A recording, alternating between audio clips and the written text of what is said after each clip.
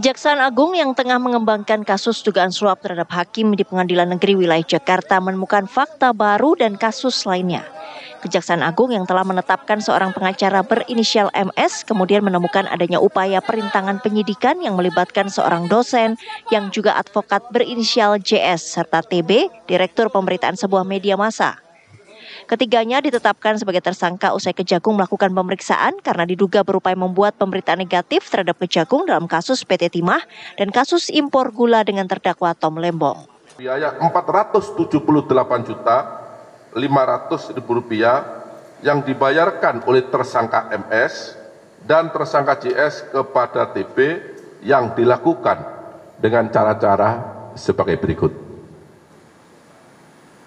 Tersangka MS dan tersangka JS mengorder tersangka TB untuk membuat berita-berita negatif dan konten-konten negatif yang menyudutkan kejaksaan terkait dengan penanganan perkara akuo, baik ketika di penyidikan, penuntutan maupun di persidangan, dan tersangka TB mempublikasikannya di media sosial, media online, dan Cek TV News sehingga kejaksaan dinilai negatif dan telah merugikan hak-hak para tersangka atau terdakwa yang ditangani oleh tersangka MS dan tersangka JS selaku penasihat hukum tersangka atau terdakwa. Namun Kepala Pusat Penerangan Hukum Kejaksaan Agung Harli Siregar menegaskan penetapan tersangka terhadap TB tidak berkaitan dengan institusi tempatnya bekerja.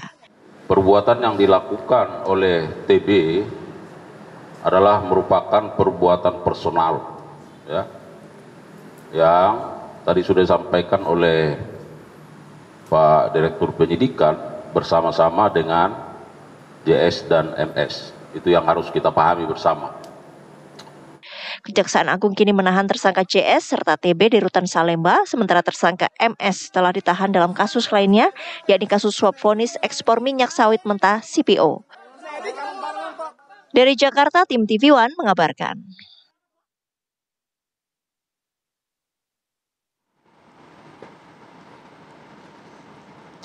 Ya itu tadi ya, sedikit membuat pertanyaan buat kita juga ya, gara-gara berita kok bisa jadi tersangka. Nah itu masih belum jelas nih gitu ya, apa sebetulnya berita yang seperti apa sih sehingga kemudian ada unsur perintangan penyidikan di dalamnya. Apakah mungkin berita bisa merintangi penyidikan, karena setahu saya perintangan penyidikan mungkin menghilangkan barang bukti ya, kita tahu ya, gitu, atau menghalang-halangi penyidikan. Tapi kalau sebuah informasi bagaimana kemudian bisa disebut perintangan penyidikan? Atau mungkin dalam kasus ini ada juga keterlibatan untuk melakukan semacam pemufakatan jahat. Bersama. Nah, ini dia. Tapi daripada kita terlalu kepanjangan ngobrolnya, nanti takutnya juga dipidana juga nih. Aduh, ya, gitu ya, saya kan? jadi nggak berani ngomong nih. Ini kita pagi ini sudah hadir nih. Narasumber kita lengkap nih, alhamdulillah. Ada pakar hukum pidana Universitas Taruman-Negara Jakarta, Mas Heri Firmansyah. Selamat pagi. Selamat pagi Mas Heri.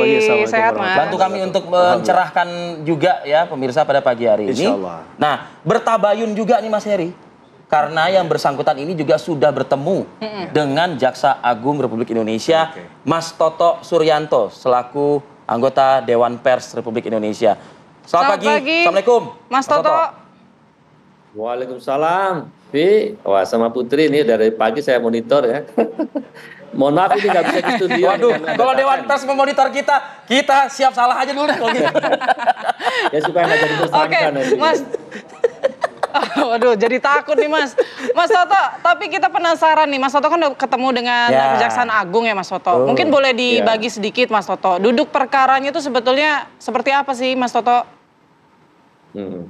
Iya, jadi saya sapa Mas Heri ya. Selamat pagi Mas Heri.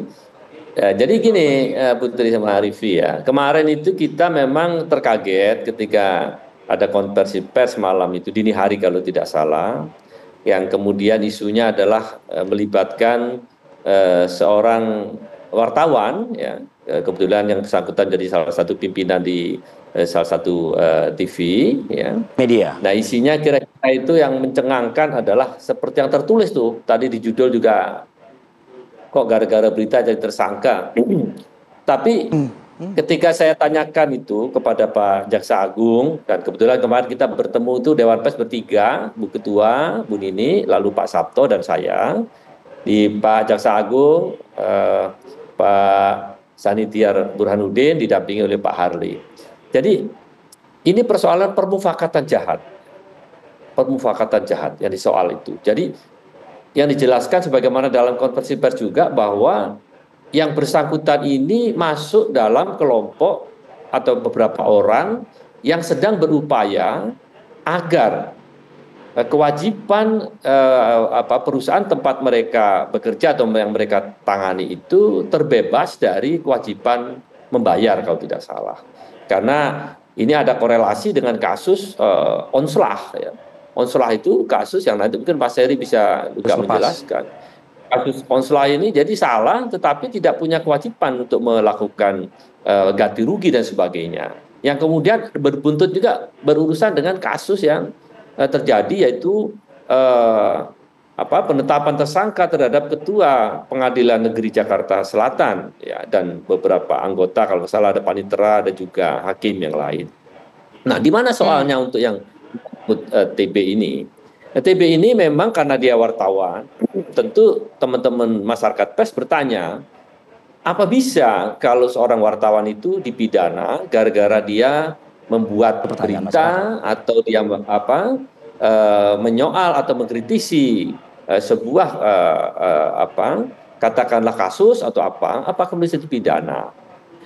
Nah, kalau menyangkut ini kita bicara sebagai wartawan ini, pers itu diatur secara tersendiri ya di dalam Undang-Undang Nomor 40 tahun 1999 yang itu bersifat lex specialis dan menyebutkan bahwa persoalan pemberitaan itu tidak bisa diadili, tidak bisa dibawa ke pengadilan. Tetapi sebagaimana amanat undang-undang yang juga kita ikuti dengan beberapa MOU, baik itu dengan kepolisian, kemudian kejaksaan, kemudian beberapa lembaga lain, bahwa setiap sengketa pemberitaan pers itu diselesaikan di Dewan Pers. Nah, dalam konteks TB ini di mana soalnya?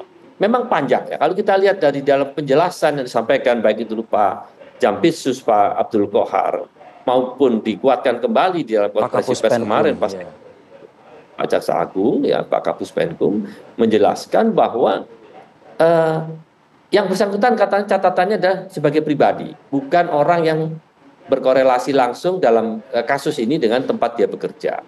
Yang kedua, bahwa yang bersangkutan ini masuk dalam tindakan yang obstruction of justice, perintangan, penghalangan, atau bahkan kalau dalam kalimat yang disampaikan dalam konferensi pers itu adalah membuat keadaan menyudutkan Kejaksaan Agung yang sedang menangani sebuah kasus besar yang ini merugikan negara, yang ini juga merugikan masyarakat.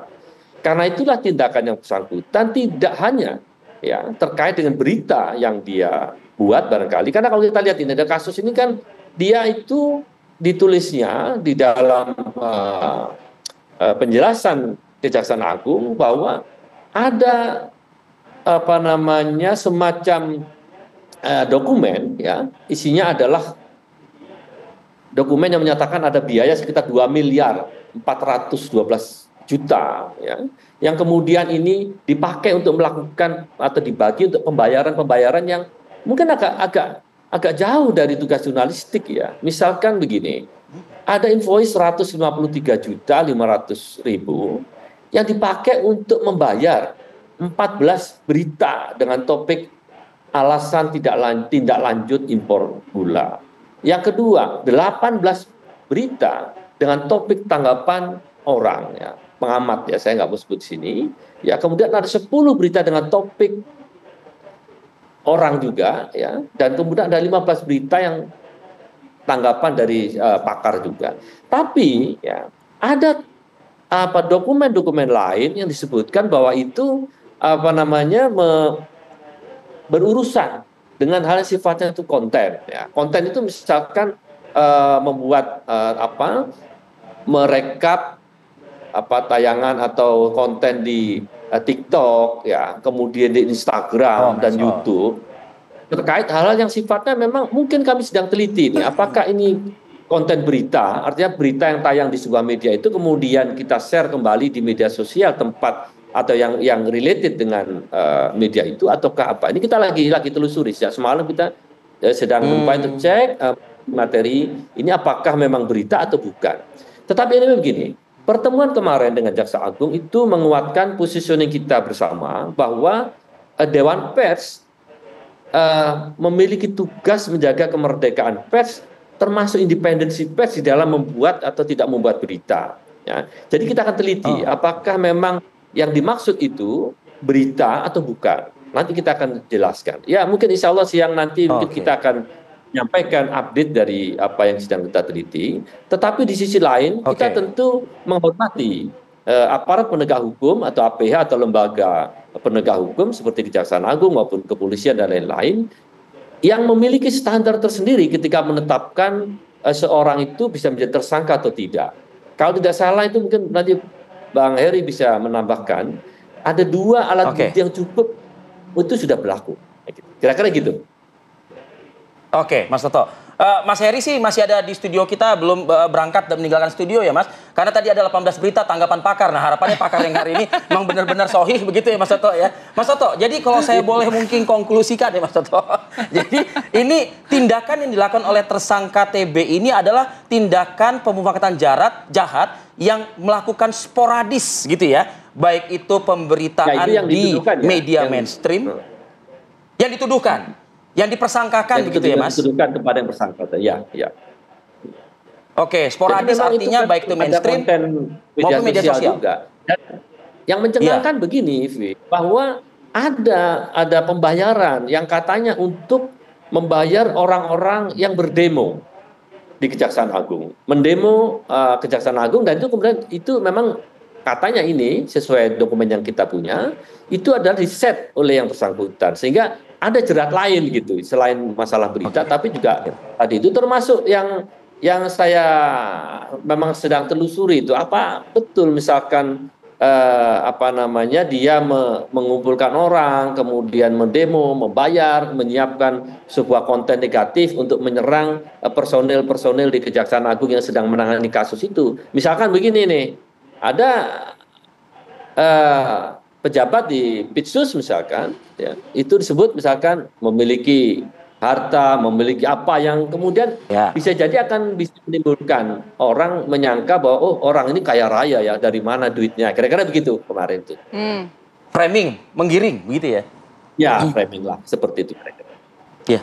Ya. Oke, saya ke Mas Heri tadi sudah mendengarkan jelas ya dari penjelasan Mas Toto begitu. Walaupun sampai saat ini produk berita yang seperti apa, konten seperti apa itu masih belum clear ya. Anggota Dewan Pers hari ini masih akan terus Nah, tapi begini, artinya kan tidak bisa dipisahkan juga. Ada produk atau aksi yang dilakukan setelah pemufakatan, setelah aliran dana diterima, ada aksi yang membuat akhirnya penangkapan ini terjadi. Nah, sebetulnya tidak bisa dibilang pribadi juga ini jadinya ya. Tetap juga produk jurnalistiknya yang kemudian dipermasalahkan oleh Kejaksaan Agung. Karena kan tadi ada belasan paket berita, belasan tanggapan pakar gitu. Ya, memang menjelaskan ini butuh 1 semester. Hati-hati ya Mas, hati-hati Mas Heri.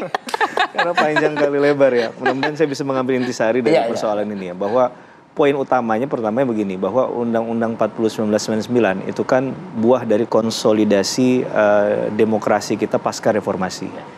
Dan peran pers di situ adalah untuk memberikan informasi dan juga menegakkan prinsip demokrasi yang ada. Ada 5 fungsi pers di situ yang mungkin kaitannya yang akan lebih menarik kita bahas nanti adalah sebagai fungsi lembaga kontrol sosial, ya kan? Kemudian dia memberikan informasi dan juga sebenarnya adalah edukasi di sana. Ada pendidikan yang diberikan. Ada yang mengatakan media itu watchdog kan gitu ya? Watchdog, betul. Nah persoalannya, kalau menurut saya dari peran fungsi tadi saja dulu masuknya.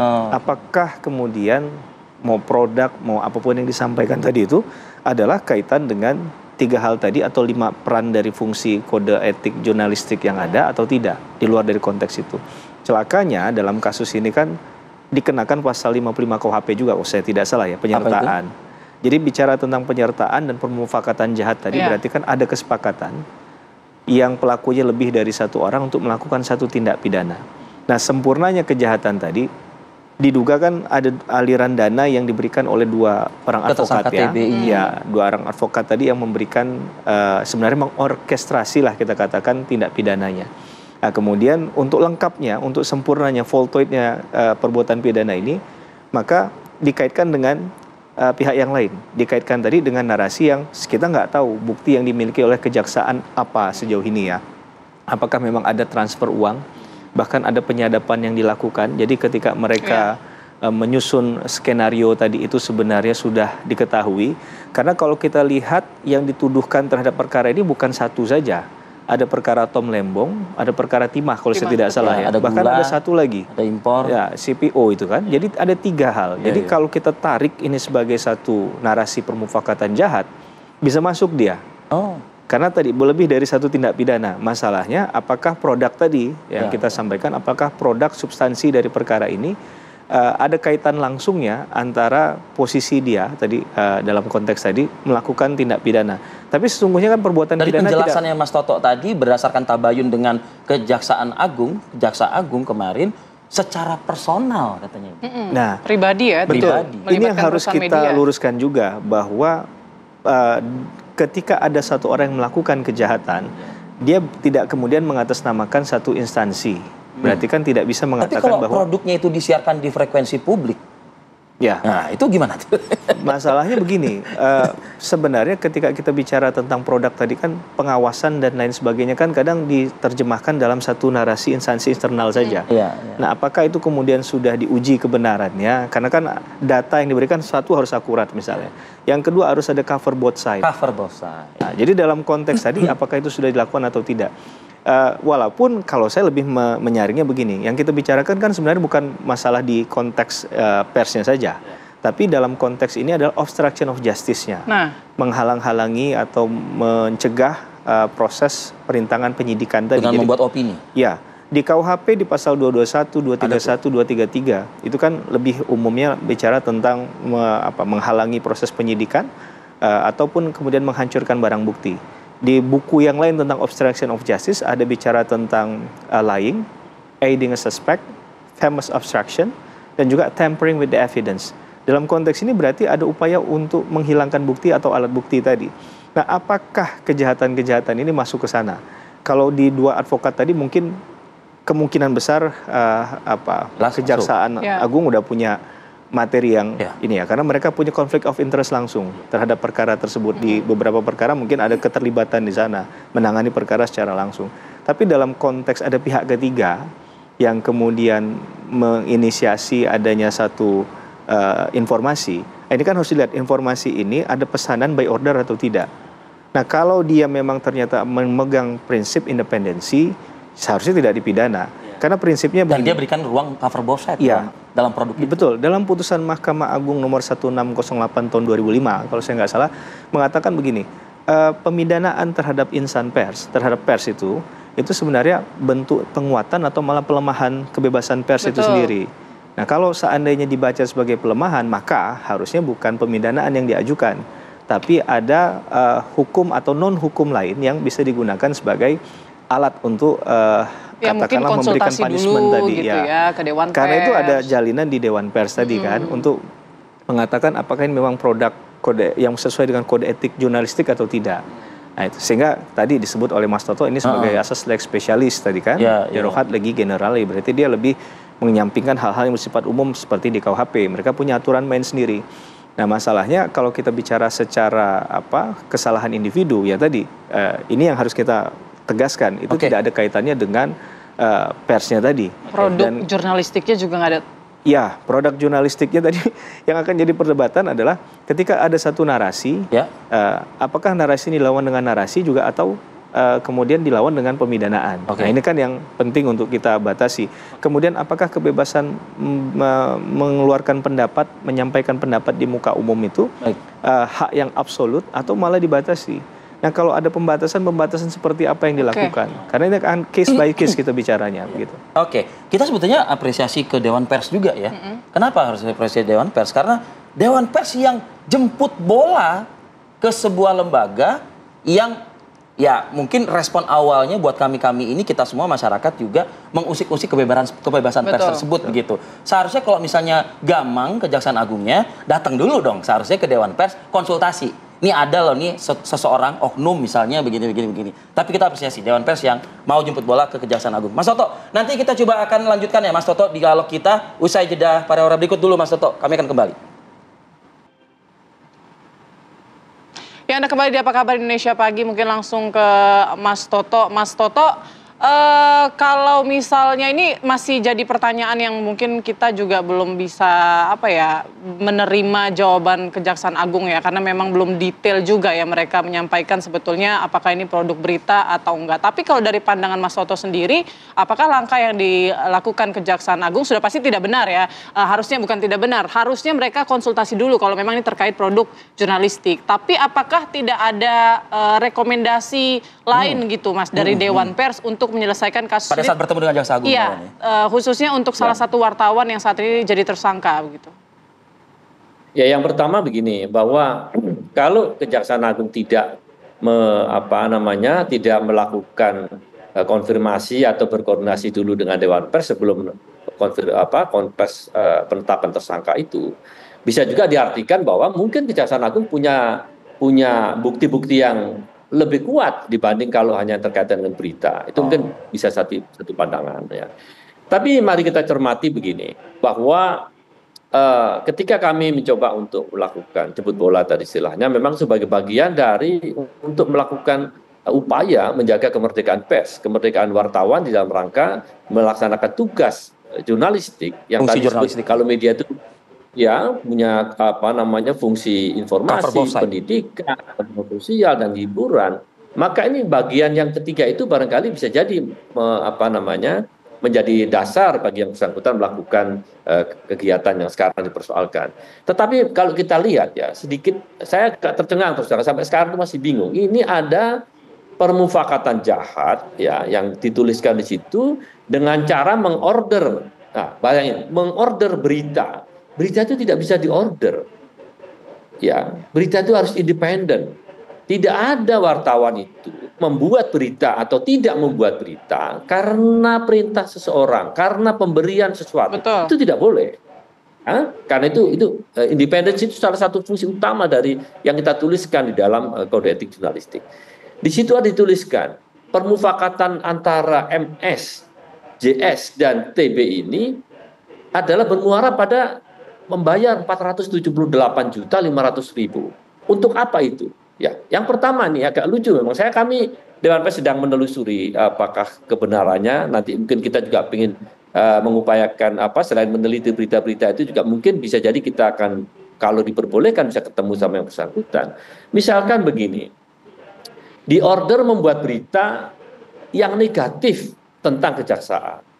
Tetapi di sisi lain diminta membuat berita positif bagi MS dan JS. Karena mereka ini layak dihargai. Mengingat penghitungan kerugian negara dengan metodologi dia itu sebetulnya nggak ada kerugian negara. Nah, kayak gini ini yang mungkin kita teliti. Dan satu hal, mereka ketiga orang ya, 2 orang pengacara dan 1 orang lagi kalau nggak salah itu akademisi ya, diundang dalam satu forum dialog di media tempat yang bersangkutan bekerja tanpa ada yang kami lihat di gambar itu ya, tidak ada keberimbangan. Padahal di situ dia jelas akan menyenggol kejaksaan, mungkin akan menyenggol juga pengadilan, tapi nggak ada. Itu hanya dialog sendiri saja. Nah, ini juga nanti akan kami teliti karena jelas tidak cover both side ya Mas. Pembuatan produk berita itu ada standarnya. Tidak bisa sembarangan, karena kalau misalkan dibuat hanya untuk satu kalangan tertentu, bisa jadi propaganda, bisa juga nanti upaya untuk menyudutkan orang lain tanpa beri ruang kepada yang disudutkan itu memberikan tanggapan.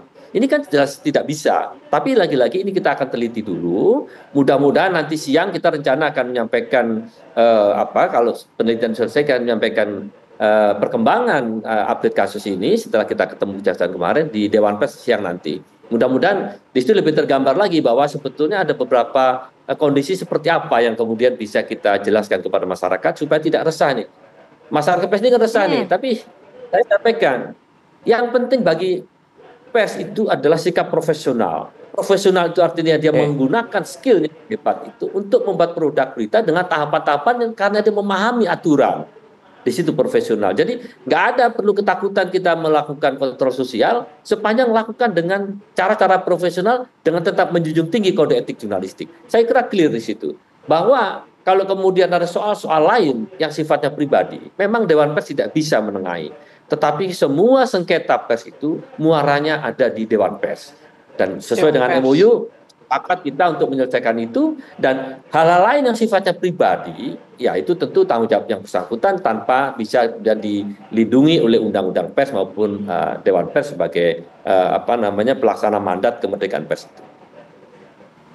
Baik, saya ke Mas Heri lagi kalau gitu. Sebagai pribadi berarti tidak ada sangkutnya dengan Dewan Pers kan begitu. Betul. Tapi produk itu ditayangkan di sebuah lembaga penyiaran yang memang itu frekuensi milik publik kan begitu kan, kan. Nah, pertanyaannya kemudian ini akankah menjadi semacam kayak pembelaan ya atas tuduhan Jaksa Agung nanti bila mana bergulir di persidangan gitu, bahwa yang bersangkutan ini adalah wartawan, jurnalis yang tidak bisa gini. Anda sudah menangkap nggak sejak awal itu nanti akan seperti itu nanti arahnya?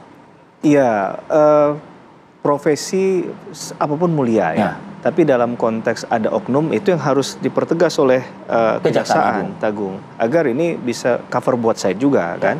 Kemudian saya agak sedikit menyesalkan narasi yang dipakai misalnya karena misalnya saya nggak tahu benar apa nggak istilah saya ini ya, tapi menyudutkan kejaksaan, pemberitaan yang negatif mungkin.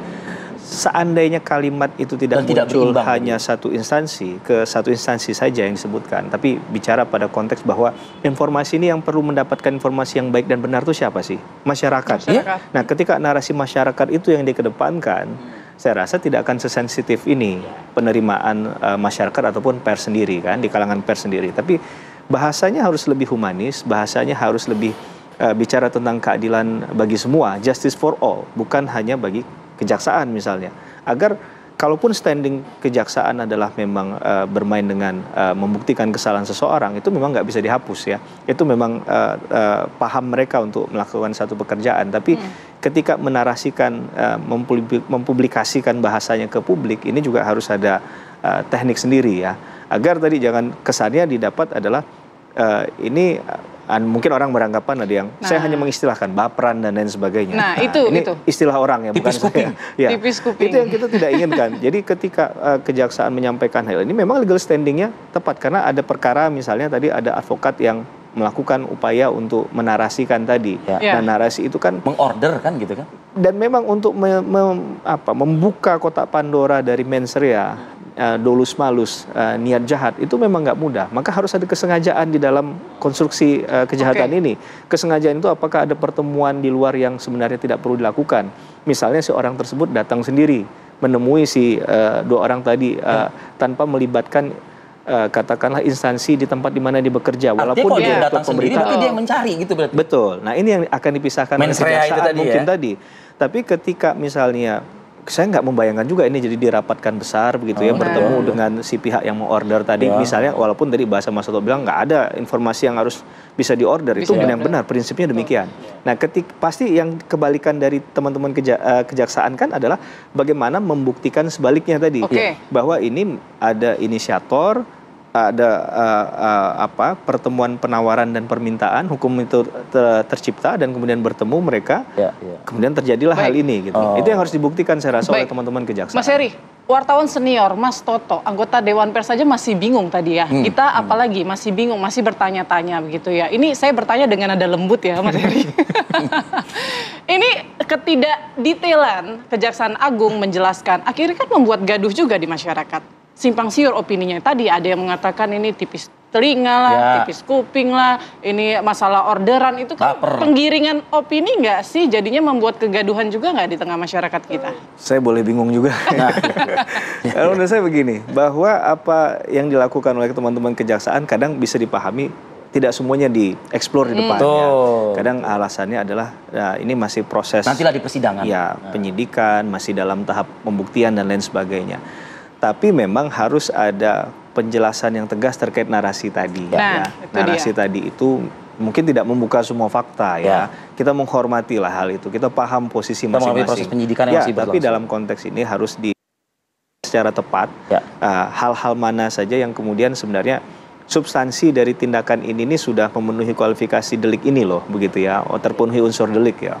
Bahwa dalam konteks misalnya ada yang disebutkan kan hanya 3 kasus, tapi kan belum disebutkan detail ya.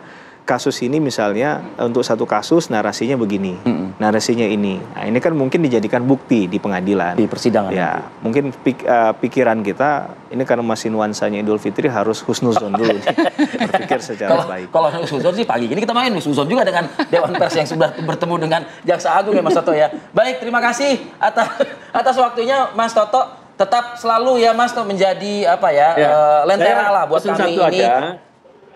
Apa itu Mas? Saya pesan aja pada teman-teman wartawan, tidak usah takut-takut ya dalam melakukan fungsi tugasnya. Ya, kontrol sosial kita lakukan. Ya, Dewan Pers pasti akan selalu mendukung apapun wartawan, media yang bekerja sesuai dengan kode etik jurnalistik. Maju terus. Baik, terima kasih Mas. Makanya tadi saya bilang tetap menjadi lentera dan juga payung buat kita semua nih, begitu loh ibaratnya, agar kita memang masih bisa melakukan tugas fungsi jurnalistik kita. Terima kasih Mas Toto Suryanto, anggota Dewan Pers, Mas Heri Firmansyah, pakar hukum pidana Universitas Taruman Negara Jakarta.